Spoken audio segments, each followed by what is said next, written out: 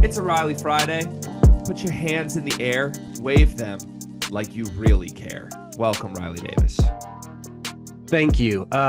Sort of reminds me of the Flo Rida song "In the Air." Now that you mention it, make me throw my hands in the air. A Flo Rida reference. Also, Riley, since this is a safe space and since you're feeling really good, I'm going to take this moment to put you down. I don't know if hands in the air or arms in the air was made for you, given the length of your wingspan. Honestly, fair. That stings a little bit, but and they're about 4 inches above your head. Riley, was it fair or was it fair? All right. That's insane, fellas. Did y'all see the YouTube comment from last Riley Friday that was basically like, y'all are really good at analyzing ball, but sometimes the banter's too long. Y'all aren't that funny. I was hoping that would make a YouTube comment of the day one day this week, but I just thought of this as we're already, kicking off this show with some Flo Rida references. I have not seen that comment, although I find comments like that funny because it's probably true.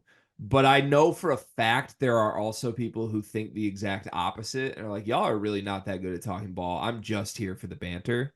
So, you got to put up with both sides, folks. Can't love everything about us.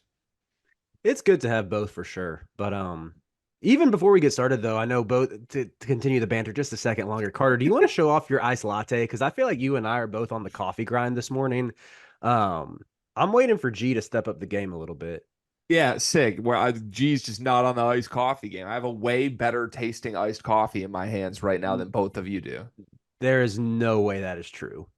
I have a nice iced Nespresso Melozio with just a pinch of Chobani sweet cream. Just add a little pizzazz, and it's delicious. Carter's coffee is 40% froth, and he himself is 60% pizzazz.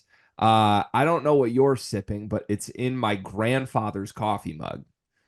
It is my Carolina dad mug, yes. That's great. It was a gift. Hot coffee, too? Yeah, it's hot coffee. It's Counterculture, my favorite coffee roastery in Durham. Way better than Starbucks. So, Greg, you can say what you're drinking since you made this bold claim that your Starbucks iced coffee trumps whatever we're drinking. Simply, I'm being a bad bitch. I'm drinking an iced black coffee. It's venti, and it's incredible. Like, don't doubt the leader in the game. If you're trying to talk on the phone, like, you're not going to pull up a BlackBerry and be like, I got the best thing here. No, you don't. You worked harder to get something that's a worse product than the leader in the space. Starbucks is special. Let's keep it simple, fellas. Yeah, special. Okay. That goes along with your palate taste. But anyway, let's go ahead and get to the YouTube comment of the day before we have to hear more awful under 955 cake pops you've eaten from Starbucks in your life. And don't lie, because I've seen you drive out of your way to acquire a Starbucks cake pop. What we're not going to do is disrespect the GOAT now. Under. That's because cake pops are the only good thing that Starbucks makes. Also a very good point. But anyway, just being quirky to be quirky. But go ahead. Hey, I said YouTube comment. No, I'm the funniest one in the group chat. Okay, we're not gonna do that. Let's see here. No, we've gone. Aaron Weeks has got his comments read before. Let's do this one. This one comes from Hal. I don't know why the name Hal kills me. Yes, trying to be a 6'5" kid who exercises hard all day long. Try to put on weight when you're 20 years old. This is on the Fletcher Lawyer video, by the way. Fletch has sneaky fast wheels and can just put the ball in the hoop. 60-plus wins, 2 Big Ten titles, a Final Four, a Natty title game. Don't know if he can claim that. I don't know if he showed up. People need to back off. These kids see all these comments online. There are 100-plus 6'5" very good shooting guards in Indiana that can't hold a candle to Fletch and wish they were him. My only criticism of Fletch is that he seems to be a magnet for getting called for the tickle fouls. The late and one foul versus Illinois on Damask with 1 minute to go. Riley, can I get your Fletcher Lawyer thoughts? It's not that hard to add muscle. Like, are we really going to go to bat for Fletch and say, oh, he's a 6'5" shooter who's got wheels and is really fast, and that's why he can't add muscle? He's about to be, what, a junior in college, and his arms look like Millie Bobby Brown's. Like, can we get it's not that hard to get the muscle up a little bit, Fletch. Yeah, listen, this is where I'm at with Fletcher. I said this in the video. I respect the hell out of Fletcher and what he has done. As like Hal said, all the accomplishments, what he's done. He's been a very good Big Ten starting guard for these last 2 seasons, forming a formidable backcourt with Braden Smith. But like where I pump the brakes when we start talking, like people throw Fletch out like he's just like some elite shooting guard or like he's a top 5 shooting guard in the country. Like, with all due respect, I don't know if Fletcher's a top 10 shooting guard in the country, and that's fine. That is completely fine. Okay, it's all right. It's gonna be okay. Fletcher is Fletch. Embrace him for what he is. He's a 40% 3-point shooter, and he's gonna give you big games every once in a while. So like, just embrace that, enjoy it. It works. I think outside of the top 5 at each position, there's a group of 20 players that you could. It's like the same exercise we do when we do the player rankings. Everything I always yell at you guys for. It's like there's 100 names that could go here. It doesn't matter. Let's just pick one. Like Fletch is somewhere between the 7th and 25th best shooting guard in the country, as are all the other 18 guys in that range. And as Carter says, yes, that's fine. But I don't know. You trying to say he can't claim a natty's crazy though. He was there. Yeah, he was, I think. Was he not a part of getting there? Yeah, he was. No, I'm not saying that. I wasn't saying that I don't know if he can claim that. It was just saying. Well, they're not. Nobody's claiming a victory. So like, they're saying he played in the national title game. he got the team there. He can. No, they were saying he played in the right? national title game. I didn't remember if he did. Oh. Okay. All right. Did he have a goose egg in the natty? A goose egg. I remember. Yeah, I don't want Purdue fans coming at me because I like Fletch, and I agree with everything you said too. Carter. But the goose egg is a goose egg. It was I remember it being really rough, and even the semifinal game he was sort of no-showed as well, if I recall correctly. I think Lance Jones was the one who stepped up on the perimeter. But yeah, my biggest gripe is just making excuses for a 21-year-old about not being able to gain muscle when he's on a college strength and conditioning program. That's true. Very true. Also, like, spoken as a man who has serious biceps. Like I said, I can attest it's not that hard to gain muscle. Understood. I think it's pretty hard. Sorry, I'm looking at this. I'm looking at this box score from this damn game, and like, no one besides Edie and Braden even wanted to be there. I mean, no one. It's not. They just got super outplayed, man. UConn was a lot better. That's all this is. Like, we're not doing the same thing with Illinois. Of like, they didn't want to be there. They just got. No, I'm not. I'm not saying anything. I know, but you go through every team UConn's played. 12 of them in the last 2 years. You can find no shows from starter level guys. Like they're that good. They just shut people down. I don't know. I don't remember who was guarding Fletch. I'd assume it was Cam Spencer that game. Probably destroyed him. Maybe, I don't know. Or Tristan Newton. Like, doesn't matter. I don't think Castle was on Fletch. No, I think I forgot who it was, but whatever. I'm just saying, like, he no-showed. It is what it is. But like 30 minutes, 0 points is insane. He hit 11, or excuse me, he hit 3 threes and scored 11 in the semifinal. So I didn't mean to be that disrespectful. Car, how many points did you score in the state championship game your high school team went to? I think 2 or 4. You don't remember if you had 1 bucket? I couldn't remember if it was 2 or 4. That's crazy. We're making this. I'm just like, I like the fact that if you scored 2 points in a state championship game, don't you think you would remember you scored exactly 2 points? It's 1 bucket. How do you not remember that? Because it was in 2010. Okay. Yeah. Championship games are hard to come by. I remember when I didn't play 30 minutes. I understood. That would be more reason to believe why you might remember exactly what you scored.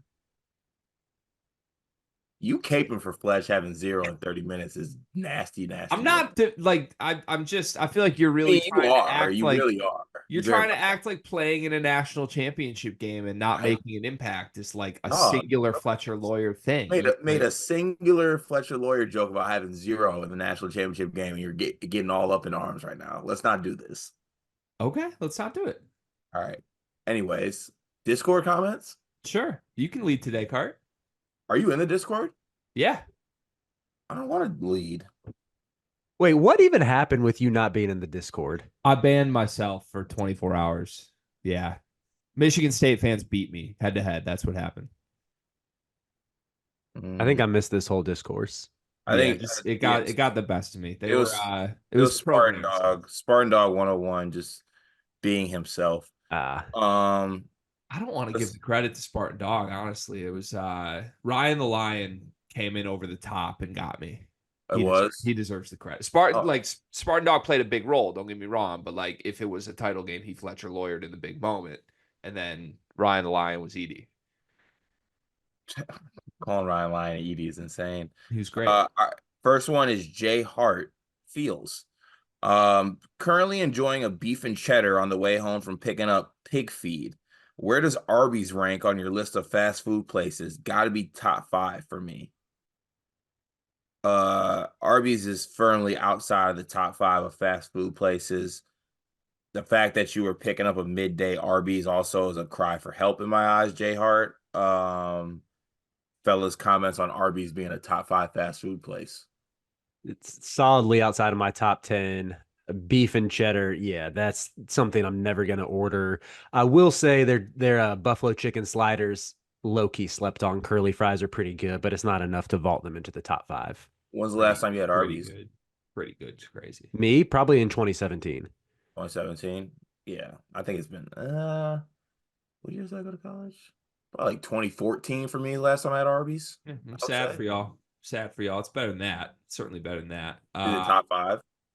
It might be top 5 locally for me, but it's definitely not top 5 out of everything on earth. You think locally? There's so many options on the Nedge. I mean, I'll say this. This is probably a relatively hot take. I'm not super into like Wendy's or maybe even Burger King over an Arby's, depending on like Arby's is unique enough that like I will crave the curly fries at Arby's more than I will anything from Wendy's or Burger King. Not as hot as you think. I think I agree.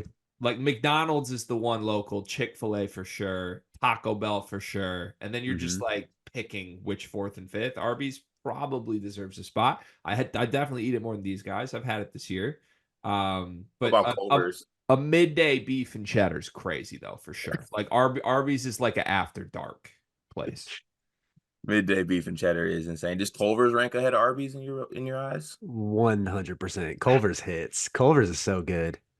It might be. I really haven't had Culver's until this year though. Like I think I had Culver's once in my life before this year, and I've gotten a couple times this year because there's one by our new house. But I don't know. I like the burgers are great there. I don't like Culver's fries. I don't really do like shakes with fast food. Their ice cream is really good. Like whatever those concrete mixers are called, but those are fire.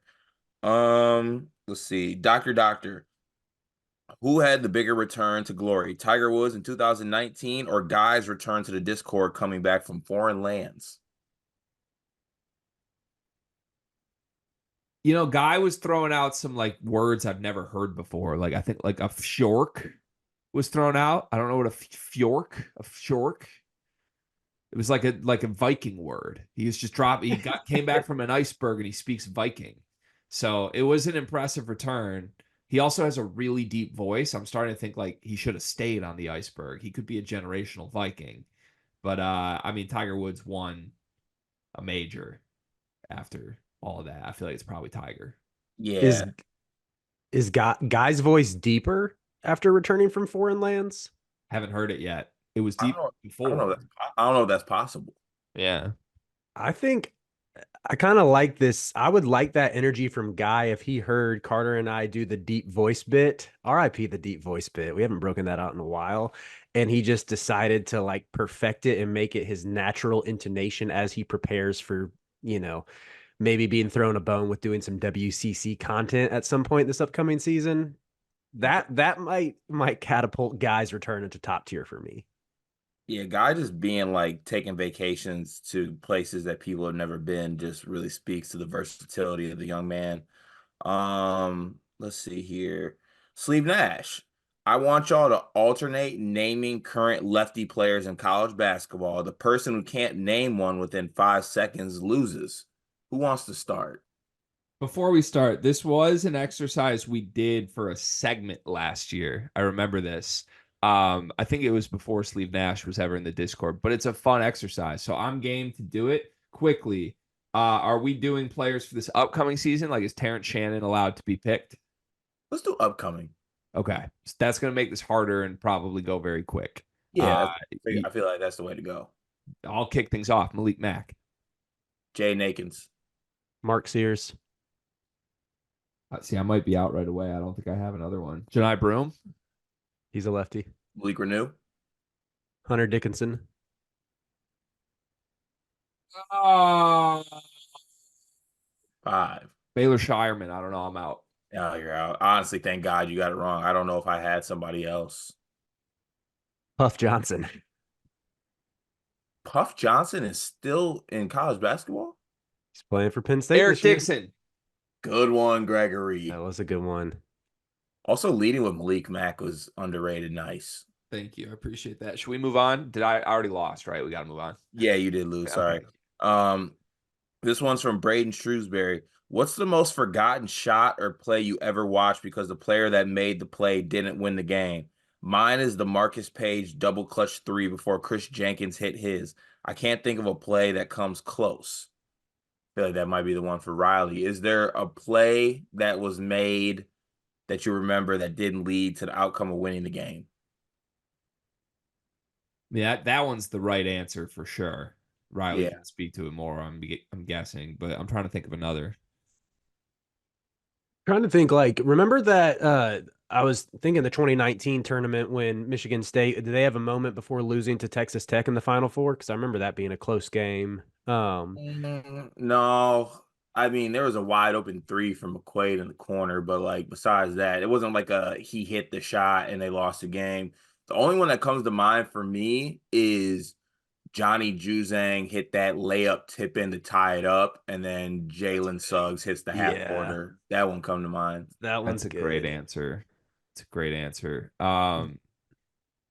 That same 2019 tournament, I feel like UCF hit some wild shots down the stretch against Duke. Because remember, they almost upset the Zion team. Mm-hmm. Yeah, or I can't remember a specific one. Or that same tournament run, there was like some shot. I forgot what the exact shot was, but Ahmad Hill for Virginia Tech was hooping and then missed like a game winner layup, game winning tip in layup, like from 2 inches away. Which was wild. But yeah, I think I would go with either the Marcus Page one or the Johnny Juzang.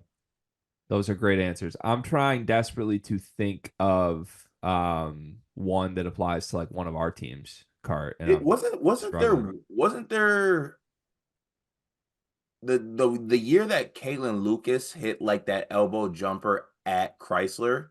There was some Michigan stuff right before that. Wasn't there some Michigan stuff right before that? I think Manny Harris or Deshaun Sims had some big moments. That was back, like, Beeline was like just starting to make things competitive, but State still owned us. And like, yeah, Michigan like made the big plays, and then Kalen was just too good. Honestly, Michigan State's had a lot of those. I can't remember what the actual shot was, but like the shot leading into Keith Apley getting burked at half court. Yeah. That was another one that kind of hurt. We had a great decade with that stuff. We did. Now we got Carson Cooper, and well, I guess you got Biggs now, but that's what we got. Trey Donaldson, yeah. Tough. Great. Tough. Must be nice. All right, let's see here. Guy coming back into the comments, doing stuff that's not supposed to be in the comments. Like, come on. Okay, Guy, what is this? To both these comments, Dayton just got a home game against Marquette. Stop sleeping on the former national coach of the year, the real 2020 national champs are here to play. Sick. And then follows it up with it's sunny and 90 at 5:14 in Los Angeles. Seems high time to smoke that Sam Hoiberg pack. Okay. Booby. Man overtakes his teammate Cooper Flag and is the #1 pick next year. Both have great rookie years, and Flag goes too, but NBA teams can't pass on a 7'2" rim protector that can shoot, especially with Wemby in the league. Really starting to buy into this. I don't want to downplay Flag, just want to push Man. If y'all had to put a percentage on him going 1 over Flag, what would you put it at? 2%. 2%? Yeah, I was gonna say 1%. Yeah, the thing is, I don't hate that take. When we did our mock draft card, we had Malloy second overall. We got a lot of pushback for having him second. Like there were a bunch of people in our replies just being like, come on, like Dylan Harper, Ace Bailey, VJ Edgecombe are all way better. So I think like if Flag doesn't go 1, it's more likely to be one of those other 3 names. But I don't hate the take because I think Malloy could be awesome. Yeah. Riley, prepare yourself for Duke being really good once again. Speaking of that, on to our resident Duke fan, Maynard. Maynard says, are we worried at all about Ian Jackson having a Caleb Love-like dynamic with RJ? Hubert really got the team to buy in last year. Can he do the same thing with a one and done this year? Are there enough shots to go around in Chapel Hill? I definitely see the concern. You can, like, in my opinion, I think Ian Jackson has a similar skill set to Caleb Love. I think he has a higher ceiling. I think he'll be the better pro, and I think he's a more willing passer, more willing playmaker. But that is why it helps to have Elliot Cadeau there, who is the de facto table setter that hopefully should work out some of the kinks with any, potential shot distribution grievances. Plus, it's not like you have to play through your big man anymore. So it's not like there's an Armando Bacot type who's going to be commanding like 10 shots a game. So the guard should be able to take as many shots as they want. That makes sense. The one thing I will say is that, like, before Jackson did come to North Carolina, there was already some chatter that, like, he might not come to Carolina, like, that other people might jump in.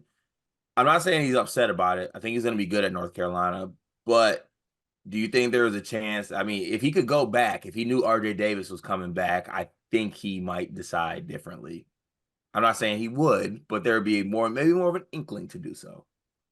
Yeah, but he had it all summer. Like it was pretty apparent RJ was coming back in like early April and he could have asked out of his NLI and he did not.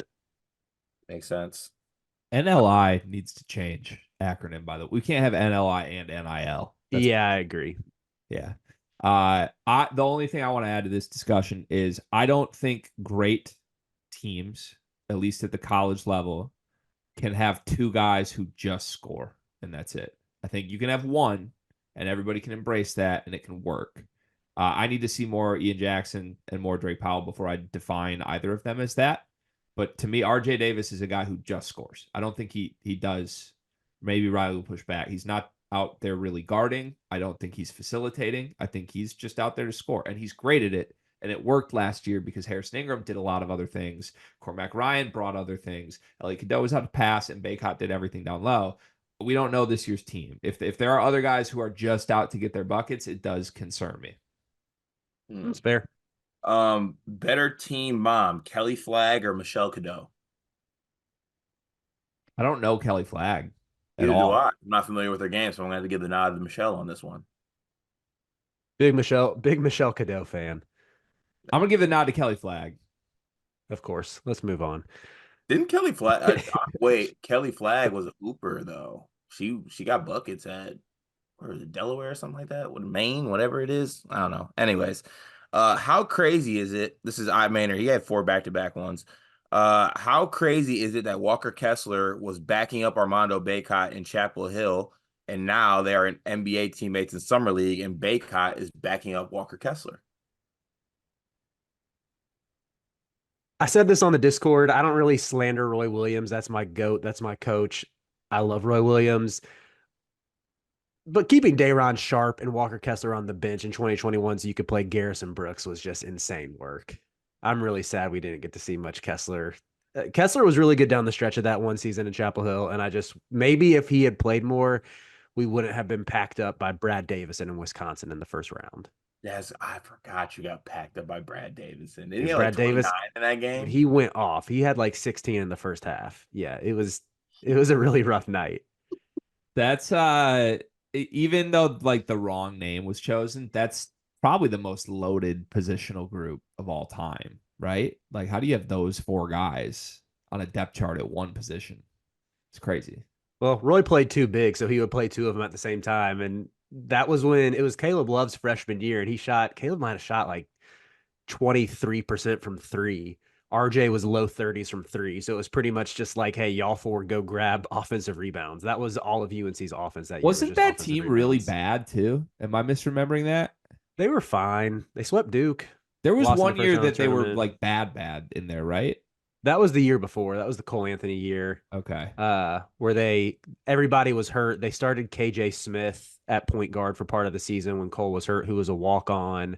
They started Justin Pierce, the William and Mary transfer, for a few games. Oh, I It was, forgot about that dude. yeah, that was the year I lived in Czech Republic, so it was easier to tune out. It was your fault then. Have It you ever kind of thought if was. you didn't go check, do you think that maybe things would have gone better for North Carolina that year?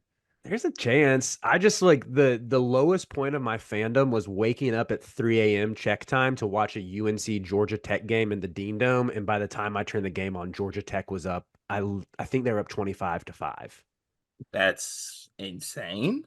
Yeah, I Um, just went back to bed. as you should have. Last comment here from iManor. Out of all the guys who left Duke to stay in the ACC, which one would you take a bet on to torch Duke next season with a career-defining performance? And he provided odds for us. TJ Power, Virginia, minus 205. Jaden Shute, Virginia Tech, plus 195. Christian Reeves, Clemson, plus 275. Jalen Blake's Stanford, plus 400. I think it's pretty clearly TJ Power, especially just looking at Virginia's offensive needs. If Virginia's going to be good, they need him to be like a high 30s, low 40% 3-point shooter. I like that. Don't like the odds. If I can get Jaden Shoot at plus 195 for a Virginia Tech team that doesn't care, who else is going to shoot the ball in Virginia Tech? I Yeah, don't know. their roster Their stinks. roster stinks. Yeah. So like Jaden Shoot at least is going to get the attempts of it. Plus 195, very tasty. That's one I'd go with. Also, I agree with Carr. That's my answer too. But like, just remove the names for a second. Who's more likely to quote torch Duke or torch their former team? A Virginia Tech shooting guard or a Virginia stretch four? Like, when's the last time a Virginia player has torched anyone? Like 7 years ago. So I think like it. I don't think that should be a minus at all for TJ. Also, when you list those names out, I don't think Duke should be sweating losing these guys as much as we might have made it seem. Throw the names out there. Yeah, like Yeah, they'll be all right. Sean Stewart should have got us out, shout that in that. But I guess you only said ACC opponents. I didn't know Stanford was in the ACC now. Guess you learn something new every day. That's so ridiculous. I hate realignment. All right, now we've reached the Malik Perry section of the comments. Heard there's a big three: Big Back, Sleeve, Ash, Trey, and Greg. Two of these three I have one against. Sleeve, my stalker / hater, keep my name out of that mouth. I cannot read the second part of that. This is Discord, not CBB. It's always battle time. Good to know you're always ready to battle, Malik. Carter, how's your wife doing? Has she had any weird or odd cravings lately? She's doing good. She's in the third trimester, so like swollen feet are a thing right now. But we're in the home stretch, as the kids say. Weird, odd cravings.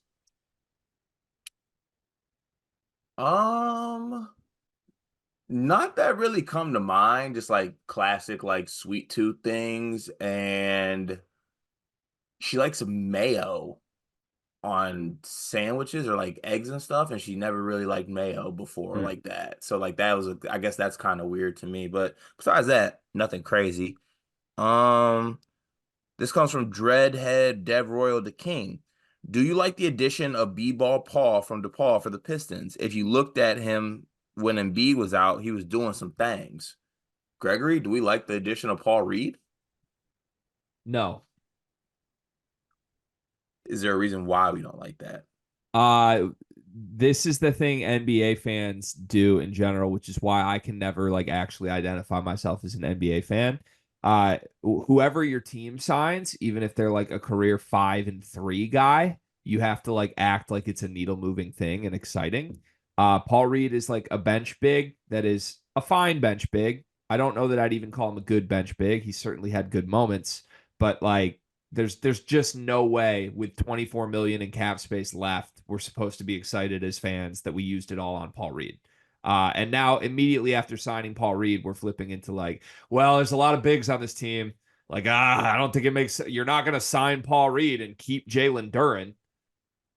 So we're going to trade Jalen Duren because we just gave 24 million to Paul Reed. Is that what I'm like? NBA fan, I don't know how they do this. It drives me insane.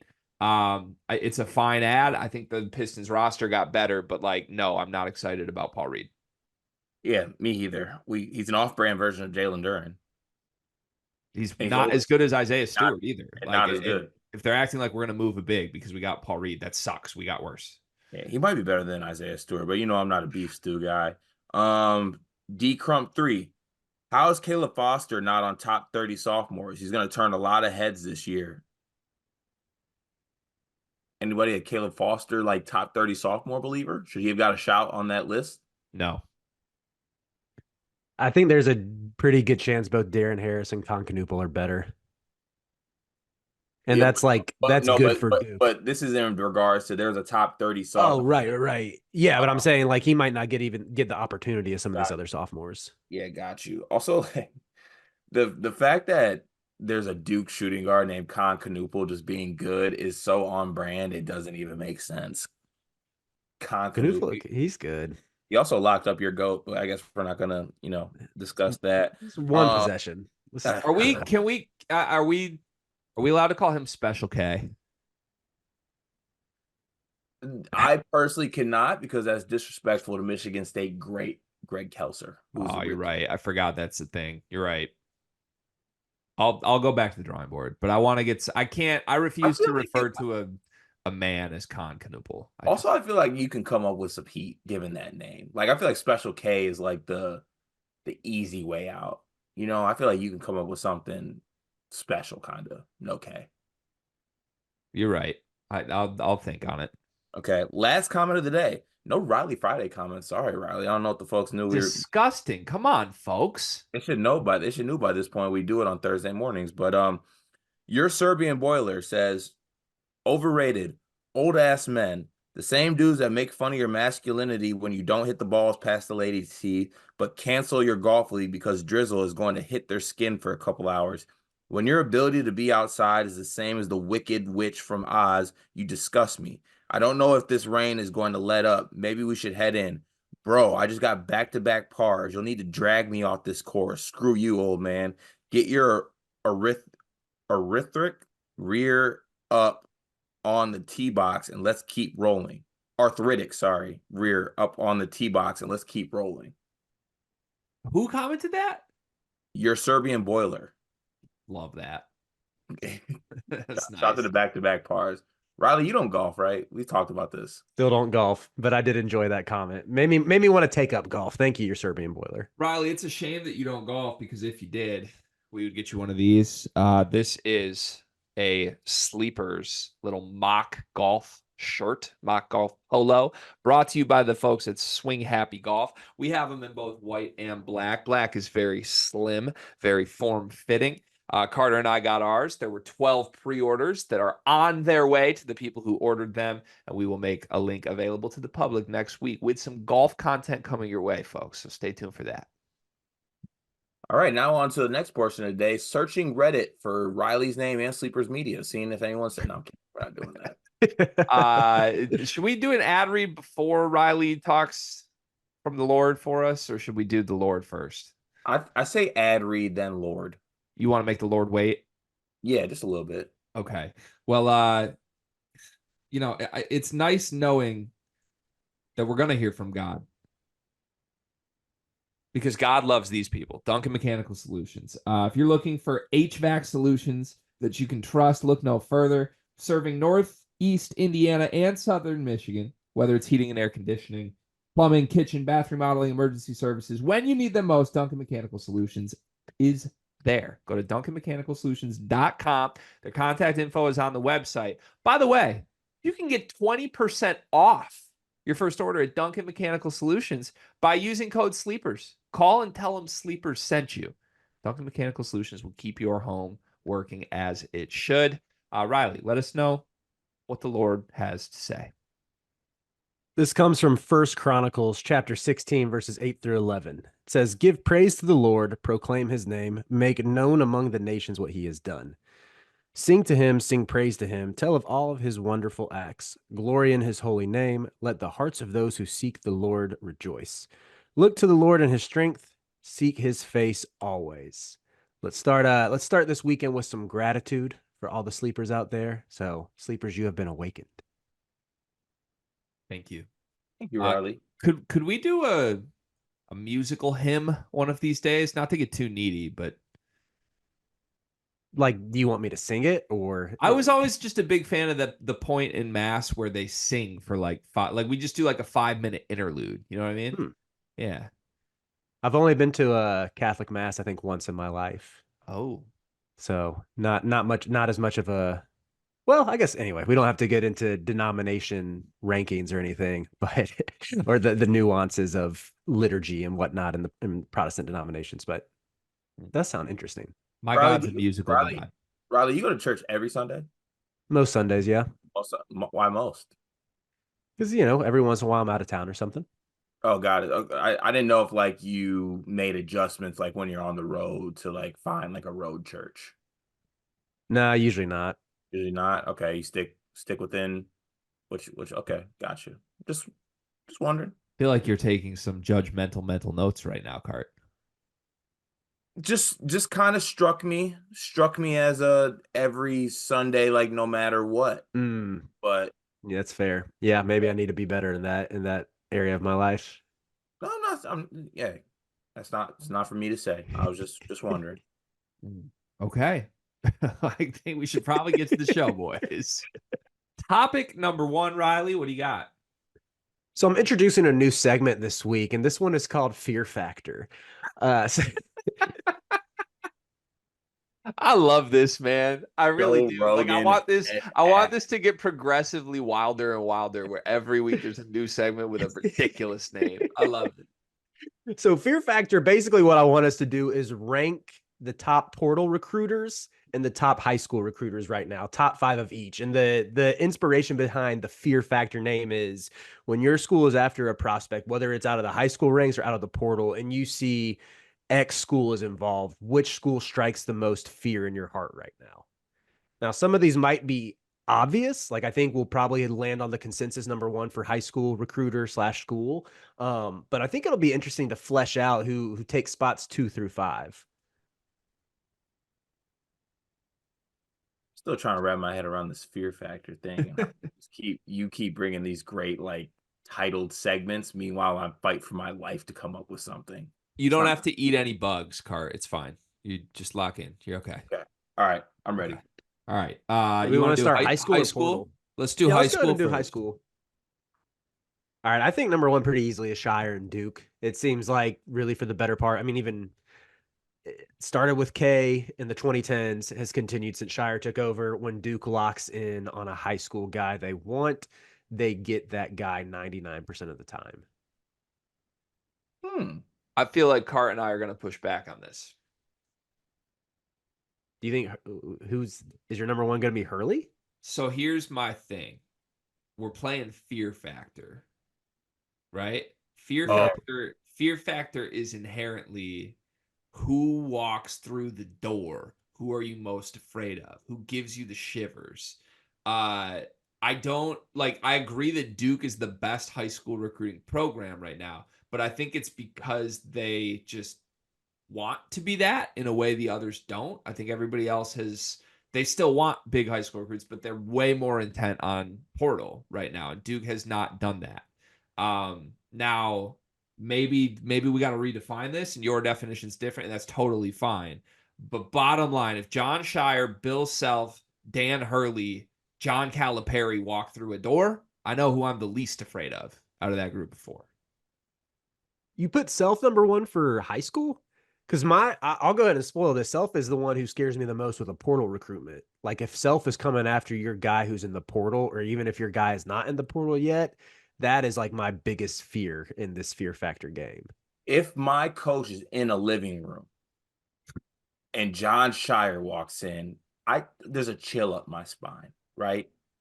A chill, a slight chill, a slight quiver. I'm not If even going to Bill, give him that, boys. I don't if think there's a chill. I think he's a great recruiter, but no, God, like, who's afraid of John Shire? they're afraid of Duke.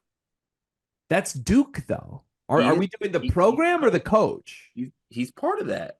But is this fear Let's factor do for the coach. programs or I the like coach? doing it. Let's do the coach, but I'm still with Carter that there's definitely a chill just because he's gotten like, again, 95 to 99% of the high school guys he's gone after who have more often than not been elite talents.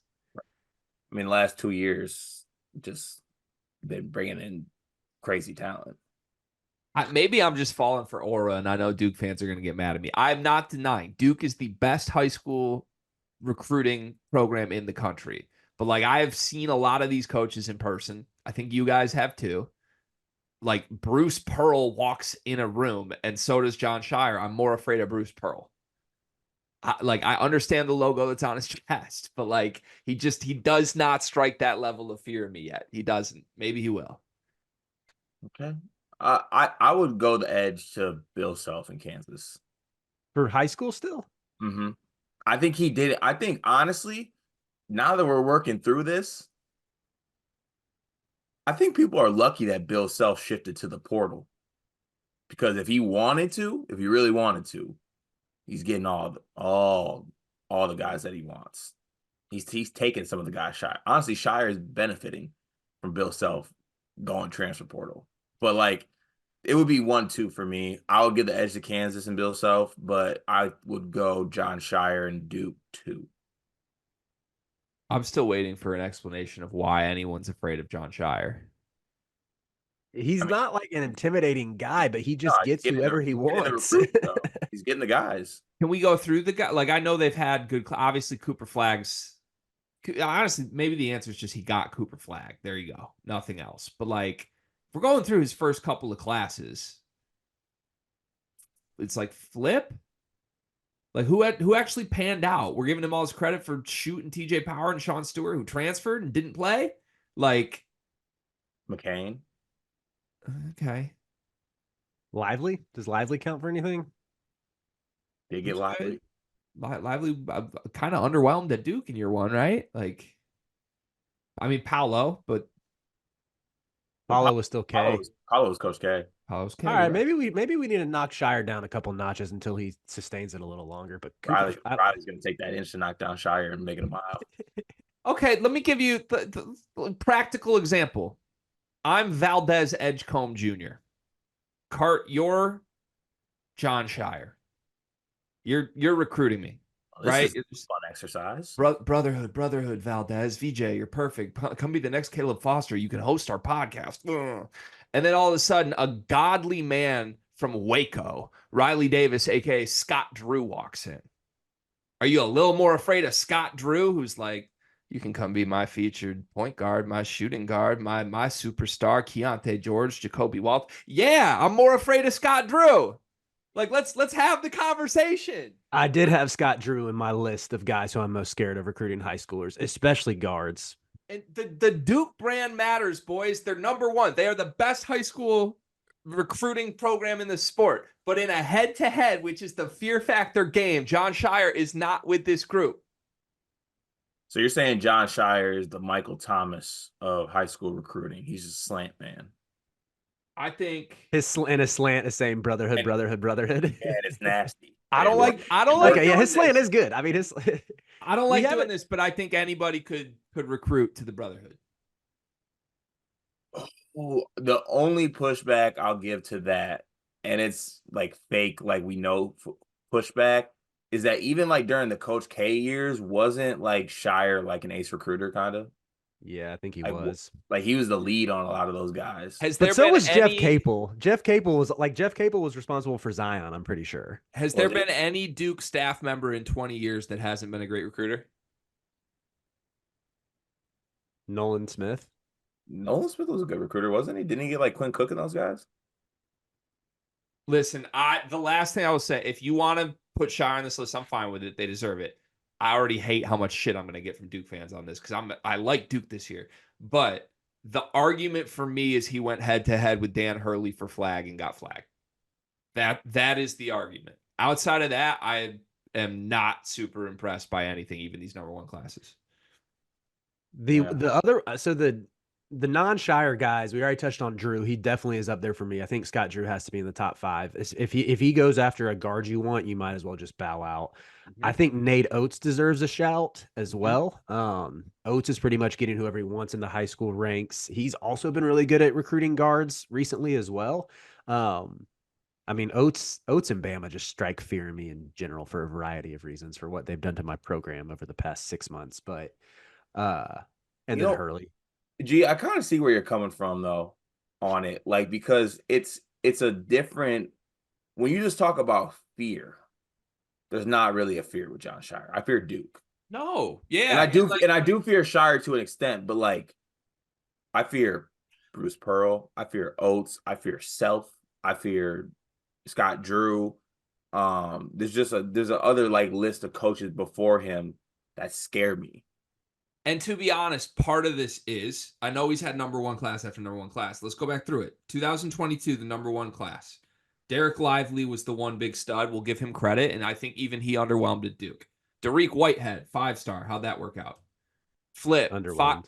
5-star. I think was good, clearly, but like he wasn't what people thought he could have been. Mark Mitchell, he's at Missouri now.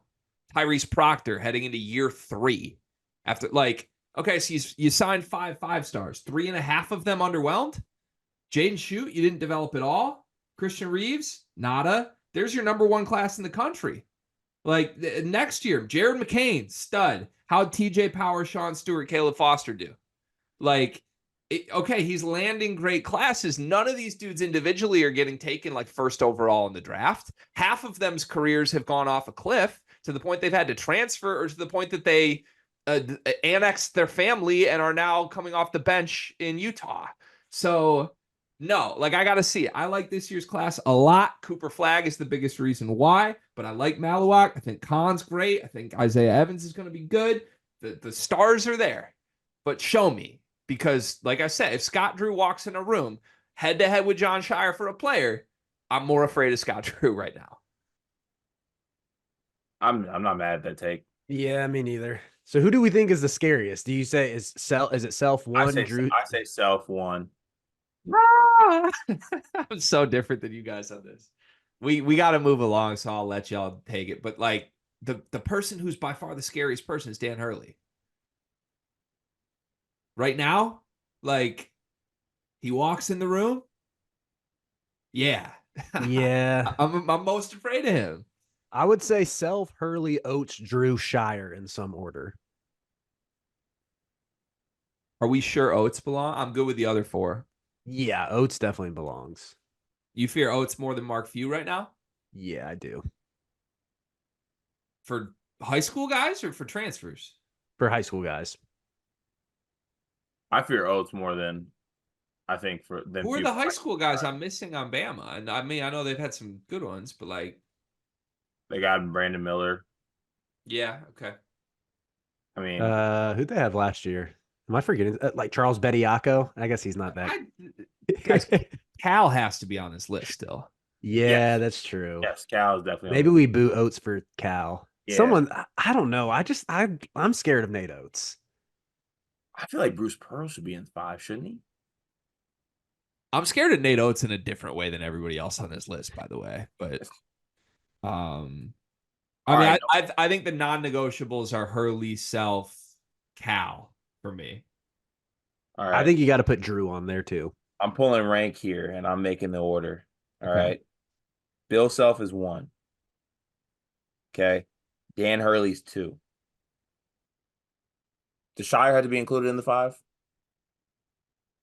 I'm fine with him at 4 or 5, but I Okay. don't think he has to be. Scott Drew at 3. Actually, no, sorry. Cal at 3. Scott Drew 4. Shire 5. I like that. Oates honorable mention. No, that's at 5. I have one bit of pushback on this. Talk to me. Yes. I need you to name me a great high school recruit Bill Self has landed in the last 4 seasons. Last 4 seasons? Yep. Does Johnny Furphy count? You tell me. Is the guy we're most scared of's best player in 4 years Johnny Furphy? That scare you? Last 4 years, best high school recruit. I mean, I got the numbers right here, Cart. Class of 21, 11th best class in the country. The best player in the class was Zach Clements. Outside of that, it was Bobby Pettiford, KJ Adams, Kyle Cuff. Moving to 22, Grady Dick. Probably the real answer here. The best player he got was Grady Dick. Not a top 20 player in the country for 24/7. Ernest Uday, MJ Rice, Zuby Ejiofor. Ooh. When was Jalen Wilson? Before the last 4. Was Class of 23, Elmarco Jackson was the highest rated player in the class. Johnny Furphy, mid 4-star. Marcus Adams, Jamari McDowell. Class of 2024 might be Flory Bidunga. He might be the best in 4 years, but he probably won't play that. It's hard for me to sit here and say right now that guy's the scariest in the sport at the high school level. The portal, yes, but he's not really doing it. Yeah, I mean, at the time, though, all those guys he pulled were like 5-star guys. There's not one guy who's a top 20 recruit in the last 4 seasons that Bill Self has landed. Elmarco Jackson Other than Flory Bidunga. Elmarco Jackson wasn't? 21st. Huh? 21st. I like how you cut it off at top 20. Good work. Very good work. All right. I mean, okay, so out of those 5 coaches I just gave you, can you put it in order for me? Self, Hurley, Cal, Shire, and Drew. I think it's either Hurley or Cal. I think that's 1A, 1B. I put Self 3. I put Drew 4. I put whoever you want to put at 5. That would be my answer. I think we're really just kind of swiping aside Cal. Like Cal University shit doesn't actually matter to these high schoolers still. It does. Like his classes rock, and they have rocked for 20 years. And I don't know if he'll win with them, but like shit, we're like look at who's in the high school class right now that we're talking about, right? Who's Darius Acuff? Cal might be number 1. Yeah, it's like oh no, Acuff got the Cal offer. We're all cooked here. Like Cal still has that type of weight. Actually, we'll let that decide. We'll let that decide who's number 1. Wherever Acuff goes, that's who gets to be number 1. He's number 1. Okay, there. That's how we'll decide it. All the crystal balls are for Cal right now. So for today's purposes, I would put Cal 1. There you go. I'll take it. Honorable mention Kevin Young, BYU. Facts. We got to give that an honorable mention. I just watched Igor Dimmon for the first time yesterday, and that dude is disgusting. He's good. And that dude's nasty. Good. Do we want to give any shouts to any more portal recruiters before we move on to the next topic? I feel like we sort of covered it. I mean, Self to me is the scariest portal recruiter. Hurley, it's a lot of the same guys. It feels like Hurley can get whoever he wants out of the portal. Self is for sure 1. I think Hurley might be a little lower in portal just because of like his approach. Whatever his approach was this year was weird. You know who's on this list who I don't like? Who? Sleepy Mike. Really? I mean, it's only been 1 year, but Sleepy Mike might be dangerous in the portal. Say it out loud, Cart. What game are we doing? We're doing portal recruiting. We're doing Fear Factor. And you just advocated for Mike Wood. Say it. Say what you mean here. I fear Bloomington. Bloomington's not what's on the list. I fear Bloomington NIL. Yeah, that is the real fear is Bloomington NIL. I fear them. Okay. And Mike Woodson is in hand with that. I'll give a shout to Eric Musselman for transfer. The OG, of course. Yeah.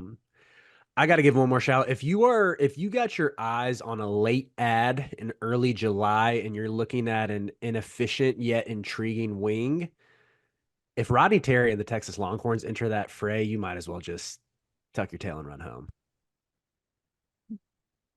Obligatory Texas mention. Cash in the checks. I like it. Speaking of that exact situation, Kansas State, Jerome Tang, probably somewhere on here. Yep, I think he's on there. Um, Rick Barnes, low key sneaky in the portal. That's when we end. That's good. That's when we end the segment. We haven't mentioned Brad Underwood anywhere. But if I were an opposing coach, I would be a little afraid of Brad right now. Maybe we need like an international category, but I don't want to see Brad walking in the room right now. Oh, that's a good shout. Also, along those lines, Painter with high school bigs.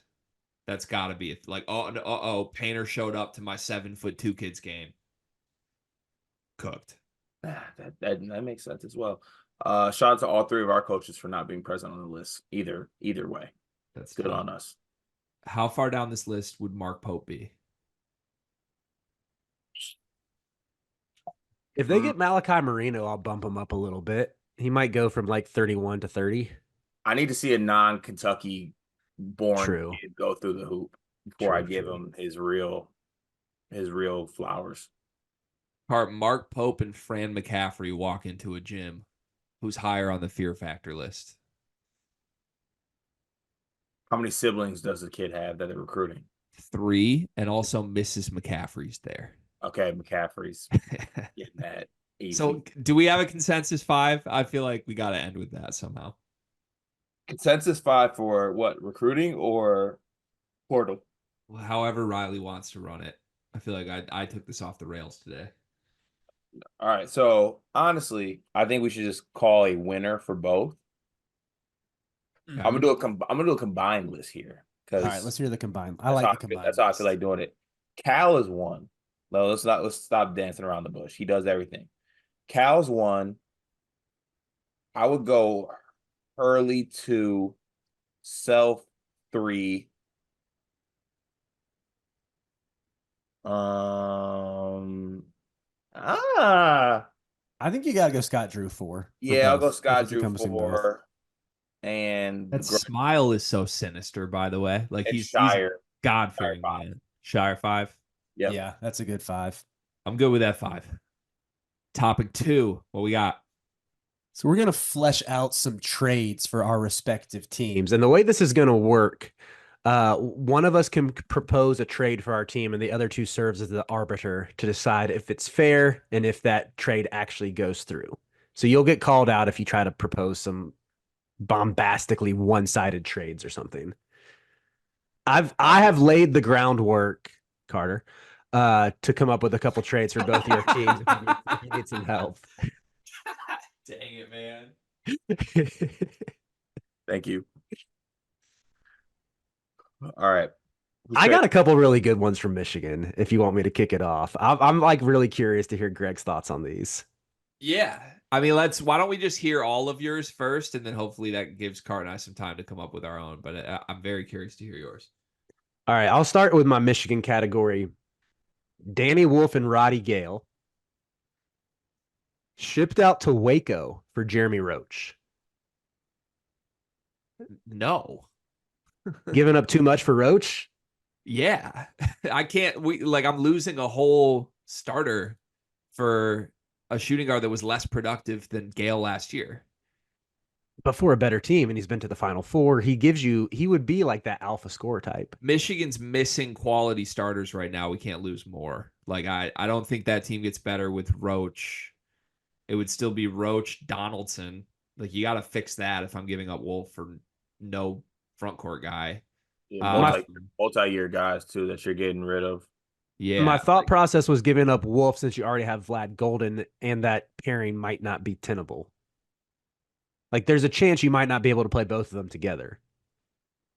No, I mean, Gale, 2 years of Gale, 2 years of Wolf for 1 year of Roach when I'd still be starting Reuben Jones and Trey Donaldson and now need to start Sam Walters is a absolute no-go for me. Did Roddy Gale and Roach average the same thing last year?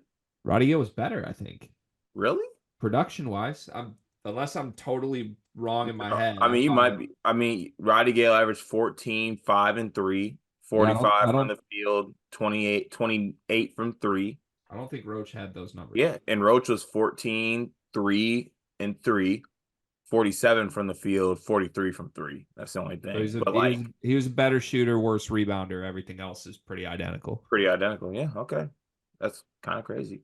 I think Roach is a better player. If I could swap them individually with some small stuff on the margin, I would do that. But also, like, it's about year 2 for Michigan because they didn't land the superstar guard. So I would Would need you a front court guy back. would you do that if it was them taking Vlad Golden instead? No. Would you do Vlad for Roach straight up? Yes. Would you do most definitely yes.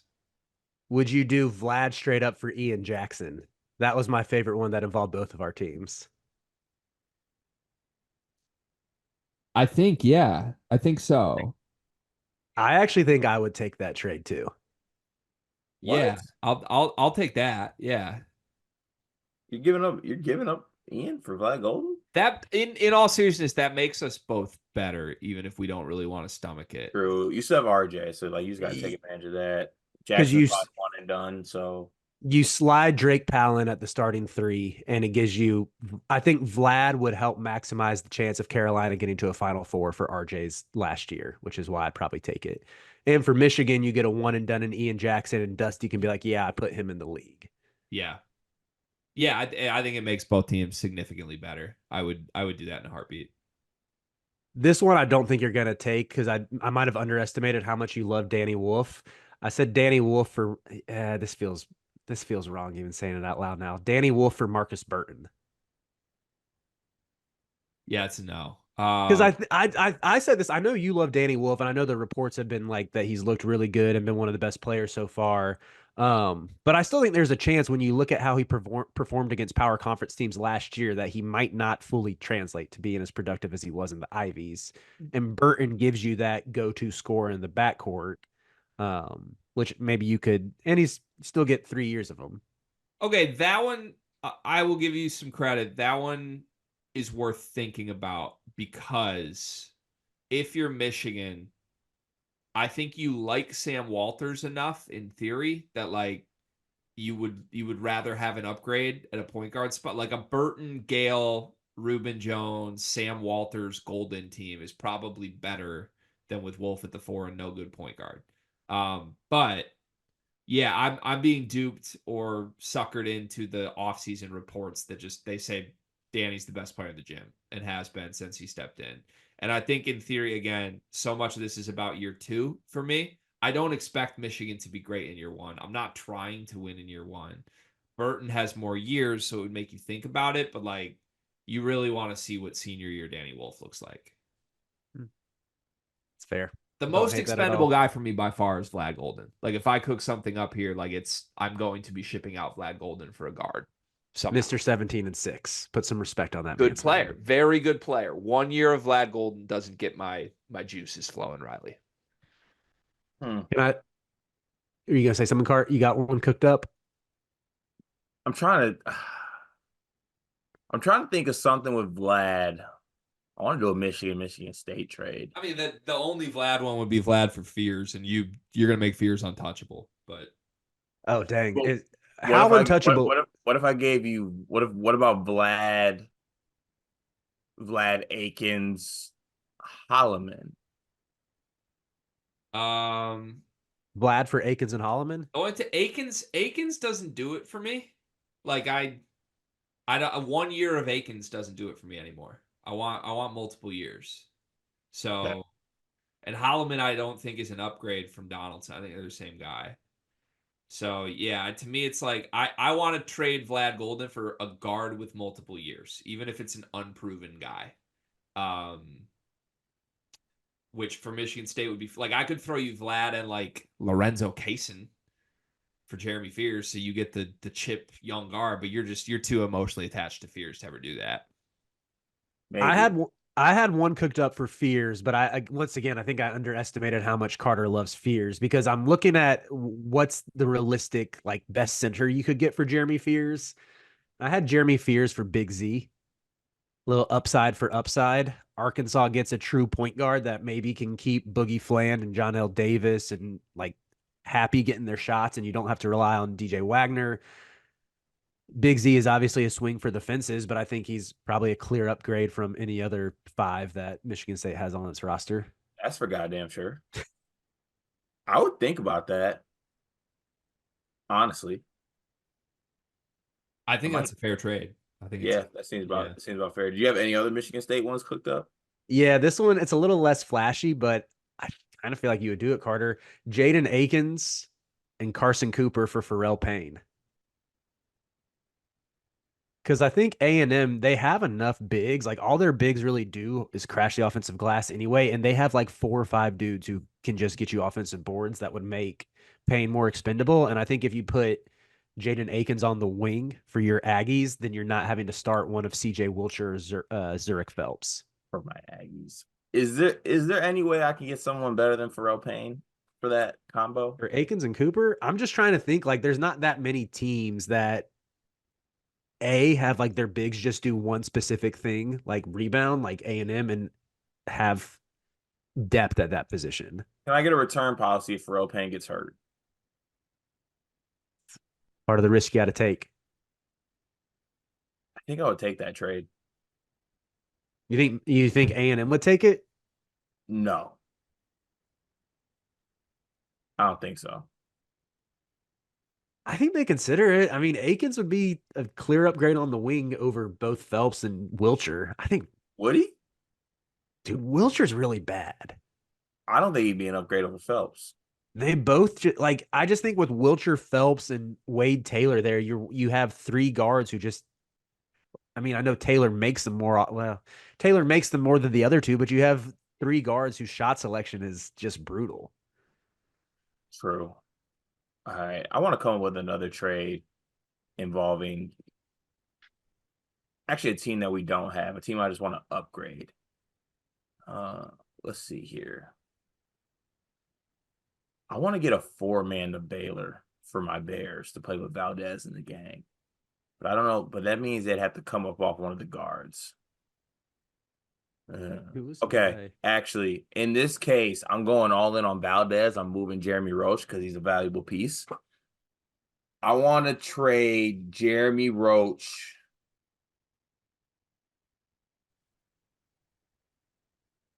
Ooh. Can I get Jeremy Roach for Doug McDaniel? That's not a 4. I thought you were trying. I want Doug and Coleman. But that trade won't work. Yeah, I think Scott Drew says no. Scott Drew says no. Yeah. So you're saying, I think Scott Drew would say yes for Roach for Hawkins, like, easily, and I think Tank says yes to that too. Straight up, I don't. No, I don't. With all due respect to our beloved Coleman Hawkins, I don't. I think Jeremy Roach is brought in to like vet lead a Baylor backcourt, and like Scott Drew wants guards, good guards, not a Jalen Bridges replacement that's erratic. Jalen Bridges replacement that's erratic is pretty fitting. Like, I think Coleman's very good, but I think Jeremy Roach is the more valuable player in Scott Drew's system for sure. Do you want to hear my UNC trades?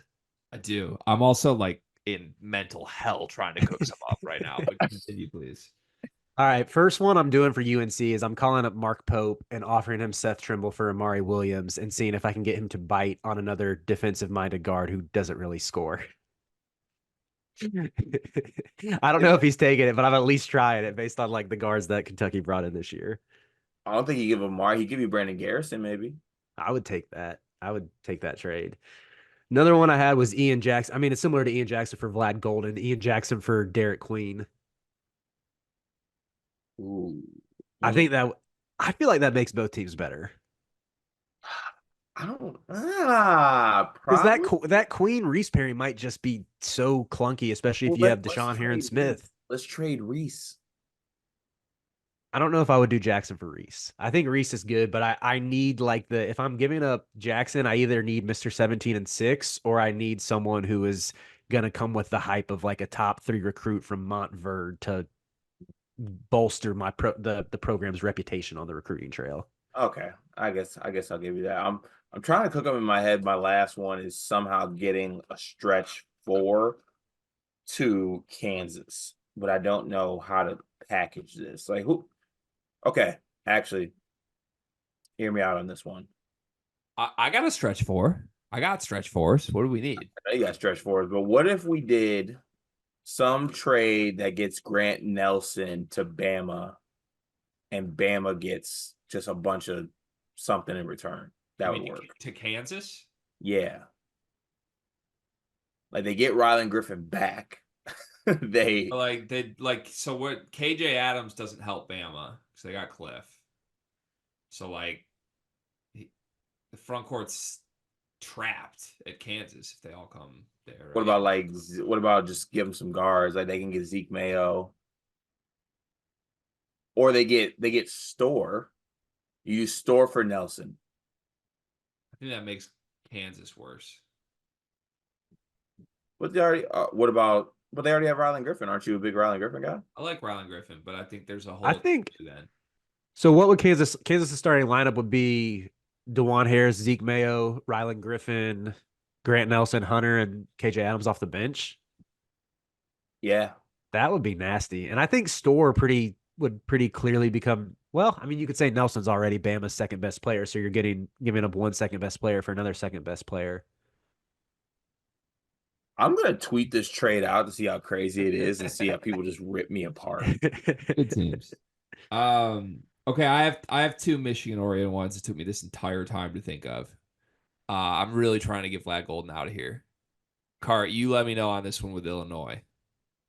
Vlad Golden to Illinois for Dre Gibbs Lawhorn and Tom Avicic. I want future assets cashed in for a great starting center. Illinois now has Kasparis, Boswell, Merez, Rickhouse, Golden. Michigan is probably starting Dre Gibbs Lawhorn at point. I like that trade. I think both teams would do that. It feels pretty low risk for Illinois because you're just giving up 2 lottery ticket types for Mr. 17 and 6. But the only concern is like, do they just want to hold on to their lottery tickets because Merez Johnson might be able to give you like 80% of what Vlad Golden is? Yeah. But I think it's a good trade. I think it's fair for both sides. Okay. That's my first. My second one. I still don't know how this one's going to work, but I want to send Vlad Golden, Sam Walters, and Trey Donaldson to UConn for Aiden Mahaney and Terrace Reed. I'm coming home. I'm coming home. I think Tell UConn the say world no. I'm coming home. You think UConn says yes? No, I think UConn would say no. They say no to that? I think. So here's you said they're getting Walters, Trey Donaldson, and who pitch. else? Vlad Golden. So here's the pitch. I think UConn's center spot stinks. I think Samson Johnson, if he's the starting center, is not a national title caliber guy. Vlad Golden is. And you would keep Samson back in his preferred backup role with this. So you have the shot blocker guy and the offensive guy. That would work. Walters definitely doesn't start, I don't think, for UConn. But for losing Mahaney, you get another wing white shooter with 3 years of eligibility left. At some point, Sam Walters would be really, really good in a Dan Hurley offense. And then lastly, I think their point guard's the other weak spot. We can all sit here and say Hassan Diarra's fine. It's going to work out. They don't have anybody on the roster that averaged more than 2 assists a game last year. So, like, at minimum, Trey Donaldson would give you the SEC's leader in assist to turnover and a guy you feel comfortable, like, just running the offense to let all these other scorers score. Michigan gets the backcourt star they need at the expense of losing, I mean, on paper, 2 guys that were going to start and Sam Walters, who's a really big potential guy. You're a really good trade machine. So Michigan chops up Mahaney, Gale, Reuben Jones, Danny Wolf, Terrace Reed. Would you enjoy that lineup? Yeah, I need Aiden Mahaney and Mays, man. Okay, It's that's meant all to you care. be. That's all you care about, really. It's so meant to be. It's so meant to be. That's a fun exercise. That wasn't I fun. I don't feel like you did enough Michigan State, Cart. Well, it's really tough. It's like having like no draft capital worthy of anything. So it's like I can't really trade for much. You got a lot of these young guys. Yeah, all right, let me work one up really, really quickly here before we move on to the last topic. While you're thinking, I'll give my last UNC one. Do it. I would propose Drake Powell and Jalen Washington to Arizona for Monteos Crivas and Carter Bryant. Arizona says no.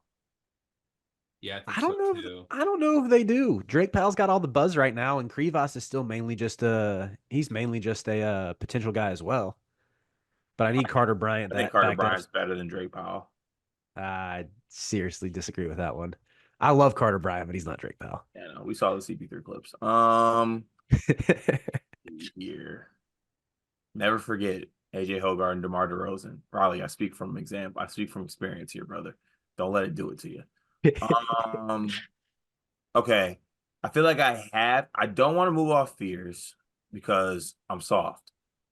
But I will be able to move off. Okay, I'm throwing So stupid.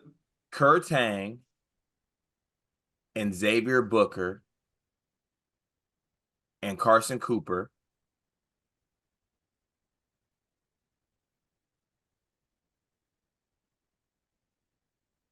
Ah,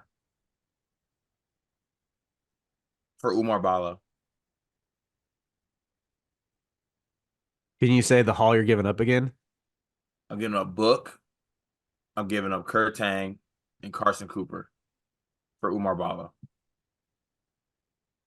I think Indiana says you can keep Carson Cooper, but yeah, They have to take Carson Cooper, or I don't want the trade. I don't think the value's as far off as it might seem, but I think Indiana says no because they're trying to win now. Can I get Malik Renew? No, not for these young guys. Like Indiana wants to win. You gotta find a team that doesn't want to win right now to dump these guys on. Damn it. Yeah. All right, I got nothing. Let's go to the last topic. I'm cooking a few things. I'm also trying to get Dylan Harper and Ace Bailey from Rutgers, and like could Michigan give their entire team minus Reuben Jones for Dylan Harper and Ace Bailey? Maybe. Here's my Michigan State one that I think is actually really good. I'm gonna get a state of Michigan guy back in the state of Michigan card. You're gonna give up Trey Holloman, Garrick Normand, and Sizemon Zapala for John Blackwell. Who are the three? It's Norman. The only two that matter are Norman and Holloman. Basically, Wisconsin gets a free flyer on Normand at the expense of swapping Blackwell for Holloman, who I think are like similar roles, but Blackwell's really good and Holloman's not. I'd accept that. Yeah, that would help you. Yeah. And I think Wisconsin rolls the dice on him. Play Blackwell at the 5 too.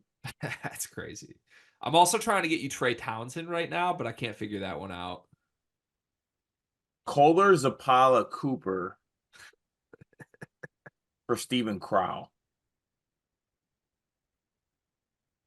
Yeah, I actually think Wisconsin takes that. Yeah. Because they want some future chips. Yeah, and future white bigs. I take it back. None of those guys have more than 2 years left. They don't take that. You gotta throw McCullough. Okay. You do it? Wait, no. I'll throw in Jace Richardson. Throw in Moneyball tickets and everybody's happy. Everybody accepts it. All right. That's a fun exercise. Anyone have any more before we stop this? No, I think I'm all out. Okay. Topic 3 today. This is a first, I think, in Riley Friday isms. I have the third topic today. So I politely asked if Riley would let me go with my third topic today. We did this exercise yesterday on the Thursday episode. Carter said he hated every second of it, so this should be fun. It's our hypothetical over-under segment. We did 5 teams in the Big Ten. and I came up with some pretty ridiculous hypothetical over-unders. And this time we're doing it with Blue Bloods. So I want to do 8 over-unders total, a couple for each team, for Kentucky, Duke, UConn, Kansas, and Riley Davis's own North Carolina Tar Heels. Cart knows how this game works. Riley, do you have any questions before we begin? Can you explain how the game works? I'm going to give a prompt, basically team A to do blank, and then the 3 of us are going to collectively decide what the over or under should be. Over under 1.5 times, 2.5 times, etc. for the prompt. And then at the end, we say if we would take the over or the under on the line that we created for the prompt. Sounds good. Pretty simple. Here we go. Okay. We're going to start. We're going to work with the teams that aren't Riley's team to work up and hopefully get the juices flowing before we get to Riley's. Start with Kentucky. What's the over under for Final Fours that Kentucky makes in the Mark Pope Kentucky era? 0.5. I'd set it at 0.5. You don't think that's a little harsh? It's still No. Kentucky. Like, doesn't any coach on earth who accepts the Kentucky job, like, don't you got to start it at 1, assuming Kentucky finds a way once in a decade? I mean, they haven't been to the Final Four in 9 years. I would think he would make it once. That's it. So like you get a decision whether you want to do the over or under, and it's only 1 now. Like plus, like if the over under was set at 1.5, I think the odds are going to be like plus 650. So you're both immediately hammering the under if we set the line at 1.5. I'm not immediately. Oh, at 1.5, yes. Okay, so what are you betting if we set it at 0.5? I would have set the line at 1.5 for the record, and I'm not a Mark Pope believer. Do I get plus money at going for 1 over? No. No. Okay. I'd go over. I think he could. Yeah. I will go over. So you actually think Mark Pope's going to get to 1? I think it's more likely he gets to 1 than he doesn't. I think he would get. I would scroll over to the next tab where I can bet exact Final Fours made and say 1. Riley? I'm still taking the under if it's 1.5. What if it's 0.5 or 0.5? I guess I'd probably give a little courteous over for that. See, this my issue. I don't understand how you guys can both say I'll take the over at 0.5, but like immediately shrug off the idea of the line being 1 point. Like if you think he's getting 1, why would we not put the over under on if he does more than that? Because I think he's getting. That's it. But if he gets 1, that means he has job security. Like to me, the world where Mark Pope makes 0 is this doesn't work and he's out in 5 years. If he gets to 1, that means it worked and he buys himself another 10 years. To trick folks. I don't know, guys. To me, it's either you're betting 0 or 2+. I don't see a world where it's just like one fluky Kentucky run. Sometimes coaches make one fluky Final Four run. All right, so we'll set the line at 0.5 and we all take the over. I think that line's wrong. I think the line should be 1.5 and these two would take the under. over. Are you taking the over at 1.5? It's so close, man. I would take the under, but like, man, that's tough. So it's at 1.5 and we're all taking the under. What if the line's at 1 then? If we're all taking the over at 0.5 and the under at 1.5, the line's at 1. Are you taking over or under? Probably still under. I'll probably go to under then if it's at 1. I think I'm going under too. Okay, I'm going over if it's at 1. We found the middle. We found the middle. Right, there we go. Moving on to Duke. National titles won in the John Shire Duke era. John Shire is very young and pulling in #1 recruiting classes. So this could be 30 years of John Shire. How many national championships does John Shire win? What's the line? 1.5. That's what I had.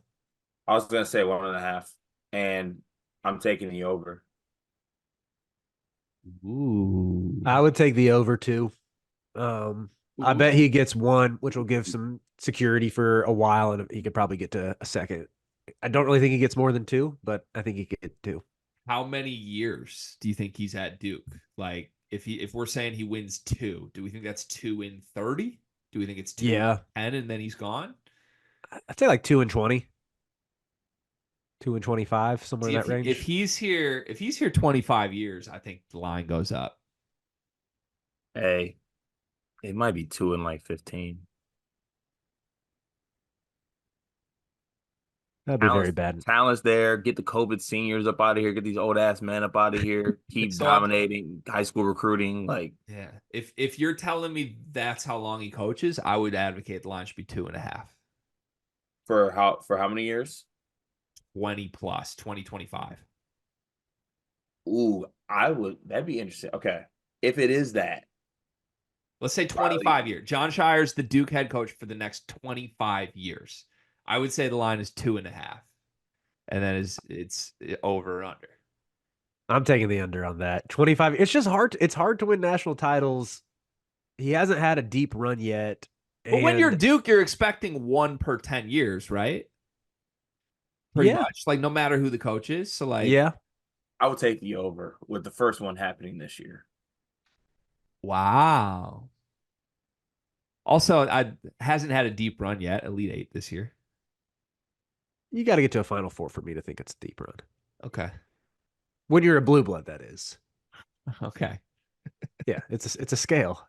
I don't like how that. I would say that's applicable for Michigan State. Unless Michigan State makes a Final Four, you don't really call it a deep run. I Y'all, hate when Riley blue bloods us. Like Yeah. you guys wouldn't get it, peasants. Yeah, that was gross. That was Yeah. gross. Okay. All right. So I guess we're saying the line's 2.5 because we think he's going to be there a lot. Riley's taking the under. Carter's taking the over. I'm taking the over, I think, too. I think, yeah, it's Shire. They're going to be good. UConn. National championships in the next 20 years.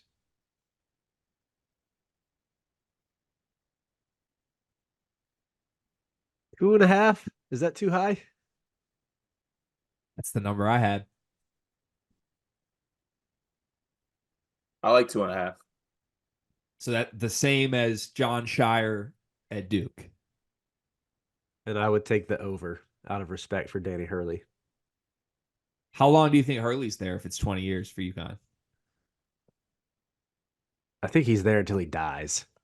The whole time, really. See, part of this for me is I don't think Hurley's there 20 years, even with this new contract sign. You think he takes the Knicks job eventually? Either the Knicks job or I just think I think Dan Hurley will end up doing something that shocks everyone. I think he's going to be in too much demand there. I don't think this ends where Dan Hurley turns into Izzo and says no year after year after year after year. Riley, you took the over at 2.5. Mm-hmm. I'm gonna take the under. You think he's just? How many do you think he gets in the next 20 years? You think he gets another one, or is he just done? I think he'll get another one. At max, I think he'll get 2 in the next 20. But this, all credit to him for this legendary run and what he's doing in college basketball right now. But NBA's poking around. It's I don't know. It's just tough. I know he's making this shit look easy, but it really is hard to win national championships, man. How many did they win in the last 20? 3 minimum. Was it 4? Did they get 4 in the last 20? They won one with in 2012, was it? Yeah. And then before that was pre 2004, right? No, didn't they win in? It was So 2011. when was Kimba? I got it. They won in 99, 2004, 2011, 2014, 2013, 2014. So 5. God damn, being a UConn fan. 2011, 2014, 2004, and the 2 recent. That's 5 in 20 years. I'm taking the over at 2.5. Yeah, even if Hurley's gotta gone. take the over. Calhoun was that guy though. And Kevin Ollie. I'm taking it. Kevin Ollie really got shit, man. Card, if we set this line instead of national championships, if we said UConn Final Fours in the next 20 years, what's the over-under? Oh, in the next 20, I think he'll make a Final Four damn near every 4 years. So 5, 4.5. So UConn in the next 20 years has the same over-under as Michigan State's Final Fours in the next 20 years then. because that was your line yesterday. Look, I made a mistake. All right, everyone get off my ass. I just want to make sure. Okay, Kansas. Final Fours before Bill Self retires. 1 is the line. I gave it 1.5. Yeah, I guess you got to go Okay. 1.5 because I'm assuming they make it this year, and I think, but Self might only have like 5 more years or less. At 1.5, I'm taking the over. There's also a world where he surprises us and has 10 years. And Yeah, at that Yeah, point, we all hammer modern the medicine. I think I'd bet more likely that I'd take the under on 1.5 just because I think he wins it this year and retires, rides off into the sunset. Ooh. I love Hunter Dickinson. I also think that him leaving actually might bring a little breath of fresh air to Bill Self. Like, it's kind of just like, just rejuvenates you. I disagree with that for what it's worth. I'm taking the over on 1.5. Let's flip that also. National championships before Self retires. Is the line 0.5? Gotta Yeah. be, I feel like, yeah. 0.5, I take the over. Cart? I take the over too. Yeah, I'm taking the over. That hurt you though. I could tell. I was just thinking about it. I was trying to do something quirky, but I'm just gonna say over. Okay. To Riley's program, I have 2 for North Carolina and then 1 more for all 5 combined. It's negative, Riley. I'm sorry. Thanks. Over under times North Carolina misses the tournament under Hubert for the rest of his tenure. It's happened before. Yeah, it has. Hubert's 53. I don't know if Hubert's going to be one of those dudes who coaches into his like 60s or 70s. I think he'll make it. He's 54. So you got to think how many more years is Hubert going to coach?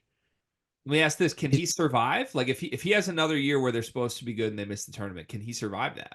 I think you get another year. Yeah. Okay. So then, in theory, this line could be higher than 0.5. My line was 0.5, though. Like, will it ever happen again? Yes or no? I bet it happens. I think he coached 1.5. 1.5 is crazy. I'd set it at 0.5, and I'd say it probably happens once in the next 10 years. Cart, you're definitely taking the over at 0.5. Yeah. You would set the line at 1.5. Mm-hmm. Would you take the over or the under? Can I have a second? Yes, you can. I would take the over on 0.5 as well, but Are we factoring in expansion? Sure. Like, what does that do to you? Yeah, it probably happens once. Actually, no. I'm taking the over. It'll happen once, and then I think it might happen again, and that's the breaking point. Wow. Okay.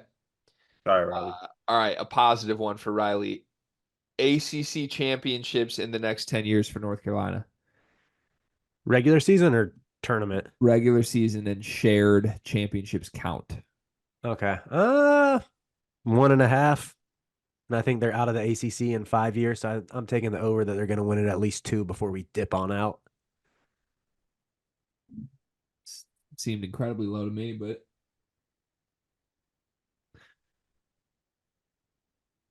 That is kind of low, but I think I agree. wow. Okay. I set the line at 3.5 for the next decade. Conference championships with a share. It's basically all in Duke. If they're in the ACC, yeah, I'd take 3.5 for over 10 years. I'd take the over, but I think they're just going to leave before 10 years. Riley was a little realignment shout.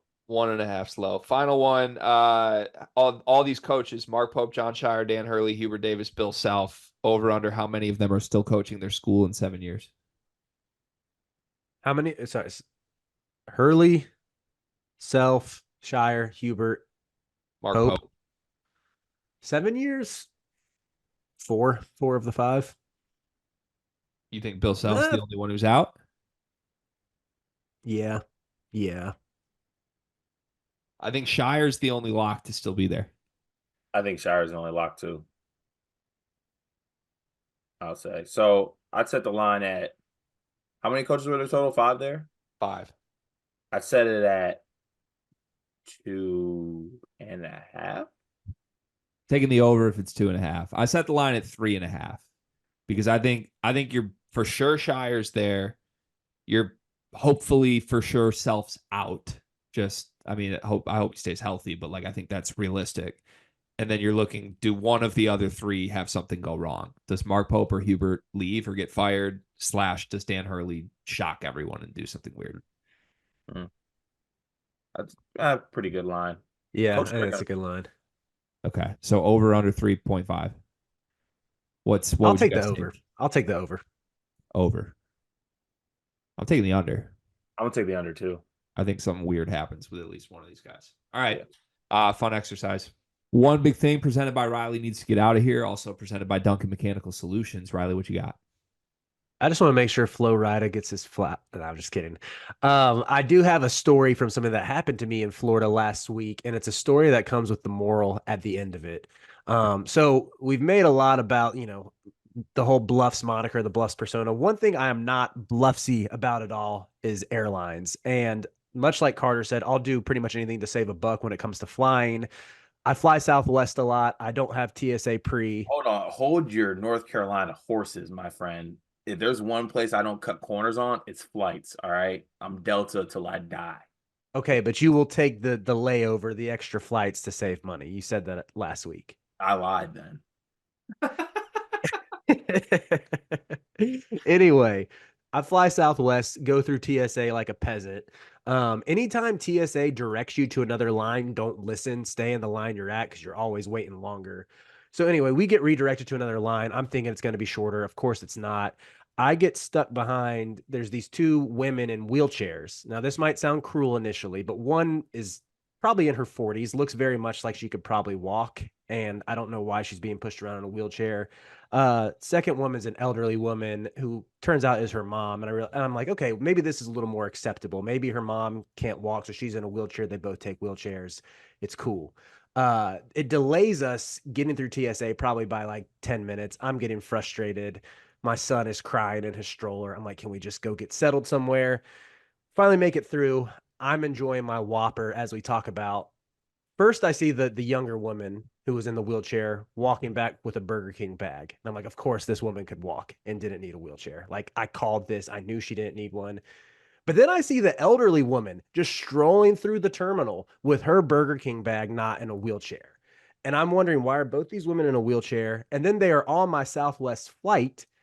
And I like Southwest because they allow families to board among the first. And since we have Theo with us, we get to, cut the line, but we still board after people in wheelchairs. So I'm watching these two women who don't need to be in wheelchairs get to enjoy the perks of being in a wheelchair. And the moral of the story is, unless you need a wheelchair, don't make someone push you around in a wheelchair in an airport.